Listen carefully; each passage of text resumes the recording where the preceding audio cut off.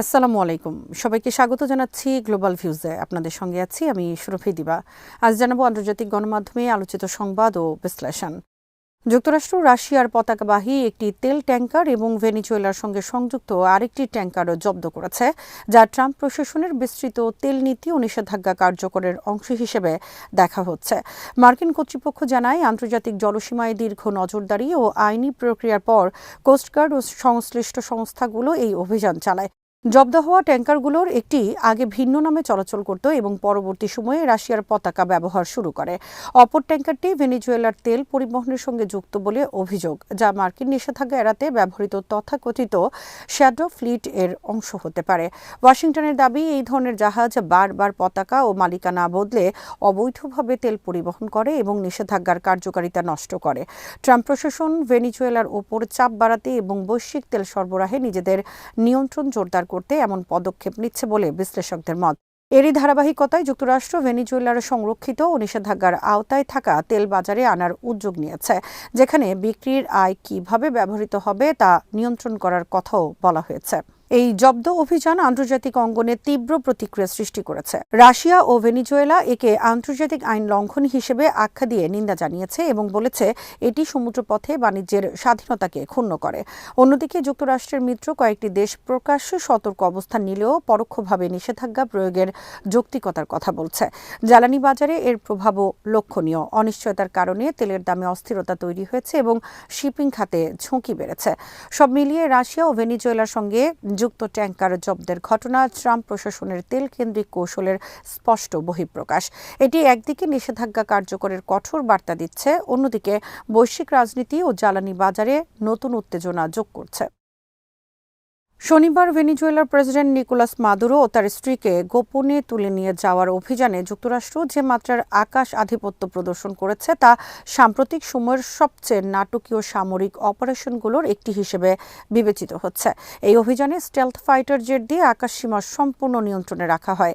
একই সঙ্গে বিশেষায়িত যুদ্ধবিমান ব্যবহার করে শত্রুপক্ষের আকাশ প্রতিরক্ষা ব্যবস্থা জ্যাম করা হয়।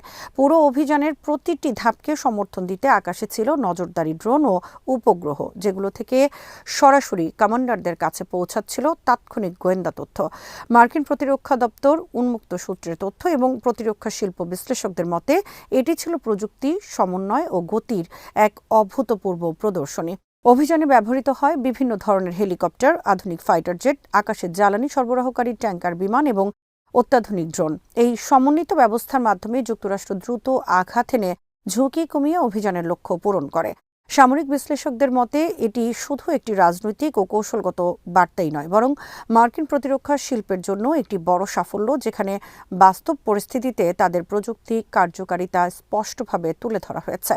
রাডার এড়িয়ে চলতে সক্ষম স্টেলথ প্রযুক্তি, ইলেকট্রনিক ওয়ারফেয়ার ব্যবস্থা এবং রিয়েল টাইম ইন্টেলিজেন্স শেয়ারিংয়ের সক্ষমতা একসঙ্গে ব্যবহার করে যুক্তরাষ্ট্র দেখিয়েছে যে তারা যে কোনো দূরত্বে দ্রুত ও নির্ভুলভাবে অভিযান চালাতে পারে। এই শক্তি প্রদর্শন আন্তর্জাতিক পরিসরে বিশেষ করে চীনের মতো প্রতিদ্বন্দ্বী শক্তিগুলোর দৃষ্টি আকর্ষণ করবে বলে ধারণা করা হচ্ছে। বিশ্লেষকদের মতে ভেনেজুয়েলায় এই অভিযান ভবিষ্যৎ বৈশ্বিক শক্তির ভারসাম্য, সামরিক কৌশল এবং প্রতিরক্ষা প্রযুক্তির প্রতিযোগিতায় নতুন মাত্রা যোগ করেছে। এটি স্পষ্ট করে দিয়েছে যে আকাশ নিয়ন্ত্রণ, তথ্যের আধিপত্য এবং প্রযুক্তিগত সমন্বয়ই আধুনিক যুদ্ধের মূল চাবিকাঠি। যুক্তরাষ্ট্রের সাম্প্রতিক পদক্ষেপে ভেনেজুয়েলার প্রেসিডেন্ট নিকোলাস মাদুরোকে ক্ষমতা থেকে সরিয়ে দেওয়ার পর ল্যাটিন আমেরিকার প্রতি আন্তর্জাতিক বিনিয়োগকারীদের মনোভাব স্পষ্টভাবে ইতিবাচক হয়ে উঠেছে। বিনিয়োগকারীরা মনে করছেন এই ঘটনাটি শুধু ভেনেজুয়েলার রাজনৈতিক সমীকরণই বদলায়নি, বরং পুরো অঞ্চল জুড়ে রাজনৈতিক ঝুঁকি কমার একটি বার্তাও দিয়েছে। দীর্ঘদিন ধরে ভেনেজুয়েলাকে ঘিরে যে অনিশ্চয়তা, নিষেধাজ্ঞা ও অস্থিতিশীলতা ছিল তা অনেকাংশে প্রশমিত হতে পারে, এমন প্রত্যাশা থেকেই বাজারে আশাবাদ দেখা যাচ্ছে। বিশেষ করে জ্বালানি খাতে বিনিয়োগকারীদের আগ্রহ বেড়েছে, কারণ ভেনেজুয়েলার বিশাল তেল সম্পদ আবার বৈশ্বিক বাজারে নিয়মিতভাবে প্রবেশ করতে পারে বলে ধারণা করা হচ্ছে। এতে শুধু ভেনেজুয়েলা নয়, প্রতিবেশী দেশগুলোর অর্থনীতিতেও ইতিবাচক প্রভাব পড়তে পারে। একই সঙ্গে বিনিয়োগকারীরা ধারণা করছেন যুক্তরাষ্ট্রের এই পদক্ষেপ ল্যাটিন আমেরিকার বাজারমুখী ও ব্যবসা বান্ধব নীতির সরকারগুলোকে আরও উৎসাহিত করবে, যা কাঠামোগত সংস্কার, আর্থিক শৃঙ্খলা ও বিদেশি বিনিয়োগ বৃদ্ধিতে সহায়ক হতে পারে। আর্জেন্টিনা, ব্রাজিল, চিলি ও মেক্সিকোর মতো বড় অর্থনীতিগুলোর শেয়ার বাজার ও মুদ্রায় ইতোমধ্যে এই আশাবাদের প্রতিফলন দেখা যাচ্ছে। অনেক ফান্ড ম্যানেজার মনে করছেন, উন্নত দেশগুলোর তুলনায় লাতিন আমেরিকার বাজারে এখনও তুলনামূলকভাবে কম মূল্যায়ন রয়েছে, ফলে ঝুঁকি নেয়ার বিনিময়ে ভালো মুনাফার সুযোগ আছে।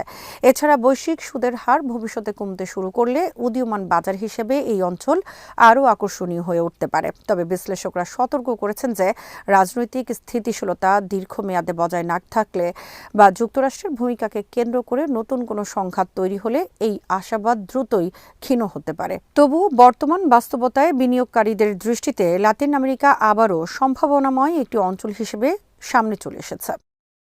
ভেনিজুয়েলার গৃহমন্ত্রী ডিওসদাদো কাবেল্লো বলেছেন যে যুক্তরাষ্ট্রের সামরিক অভিযানে প্রায় ১০০ লোক নিহত হয়েছে, যা প্রেসিডেন্ট নিকোলাস মাদুরোকে ক্ষমতা ছাড়ার মাধ্যমে আটক করার উদ্দেশ্যে পরিচালিত হয়েছিল। তিনি রাষ্ট্রীয় টেলিভিশনে এই সংখ্যা জানিয়েছেন এবং সরকার এর মাধ্যমে এই প্রথমবারের মতো মৃত্যুর সংখ্যা প্রকাশ করল। আগে পর্যন্ত সরকার কোনো আনুষ্ঠানিক হতাহত সংখ্যা জানায়নি, যদিও ভেনিজুয়েলার সেনাবাহিনী ২৩ জন নিহত সৈন্যের নামের তালিকা প্রকাশ করে। এই অভিযানে মাদুরো এবং তার স্ত্রী সিলিয়া ফ্লোরেস বোল্ডভাবে আহত হন। মাদুরোর পায়ে এবং ফ্লোরেসের মাথায় আঘাত পেয়েছে বলে গৃহমন্ত্রী উল্লেখ করেছেন। গৃহমন্ত্রী কাবেল্লো বলেছেন যে এই হামলায় নিহতদের মধ্যে অনেকেই মাদুরো সরকারের নিরাপত্তা বাহিনীর সদস্য ছিলেন, যারা ঠান্ডা মাথায় মারা গেছে, এবং কিউবা সরকারও স্বীকার করেছে যে তাদের সৈন্য এবং গোয়েন্দা কর্মকর্তাদের মধ্যে ৩২ জন নিহত হয়েছেন। কাবেল্লো আরও জানিয়েছেন যে এতজন হতাহত হওয়ার পাশাপাশি সমান সংখ্যক আহত হয়েছে। তিনি মার্কিন যুক্তরাষ্ট্রের এই কার্যক্রমকে ভেনিজুয়েলার বিরুদ্ধে ভয়াবহ আক্রমণ হিসেবে বর্ণনা করেছেন এবং দেশটিতে তাৎক্ষণিক উত্তেজনা ও মানবিক বিপর্যয়ের সৃষ্টি হয়েছে বলে অভিযোগ তুলেছেন।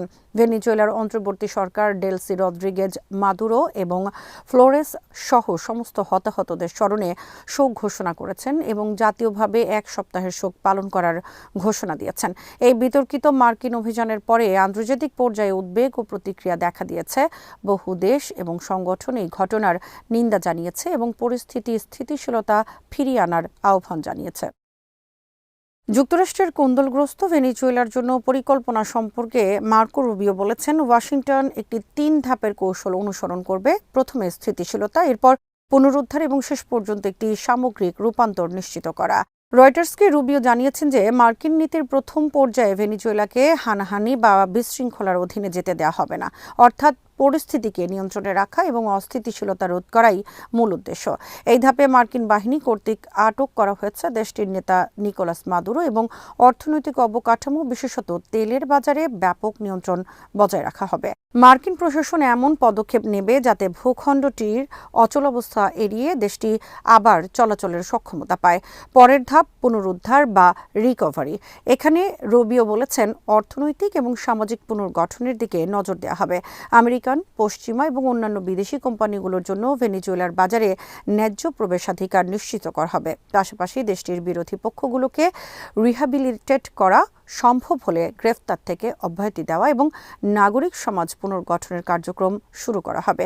শেষ পর্যায়ে রূপান্তর বা ট্রানজিশন আসবে, যেখানে রাজনৈতিক এবং গণতান্ত্রিক পরিবর্তনের দিকে মনোনিবেশ করা হবে। যদিও রুবিও এই ধাপের নির্দিষ্ট কৌশল সম্পর্কে বিস্তারিত জানাননি, তবে এটি পরবর্তী সময়ের জন্য পরিকল্পিত একটি সমন্বিত রাজনীতির অংশ হিসেবে বিবেচিত হচ্ছে।